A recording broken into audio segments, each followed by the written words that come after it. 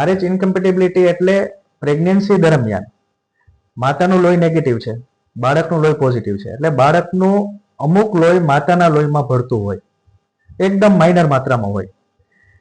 જો માતાના લોહીની અંદર બાળકનું લોહી ભળે ત્યારે માતાના લોહીની અંદર અમુક રિએક્શન ઊભી થાય, જેને એન્ટીબોડી કહેવાય. અને માતાના લોહીની અંદર જો એન્ટીબોડી ઉત્પન્ન થઈ ગઈ તો એને લીધે જે નેક્સ્ટ પ્રેગ્નન્સી છે એની અંદર માતાના લોહીમાં જે એન્ટીબોડી છે એ બાળકના લોહીમાં ભળે અને બાળકનું લોહી તોડે અને બાળકની લોહીની ટકાવારી પેટમાં ને પેટમાં ઘટવા માંડે અને બાળકને એનિમિયા ડેવલપ થાય.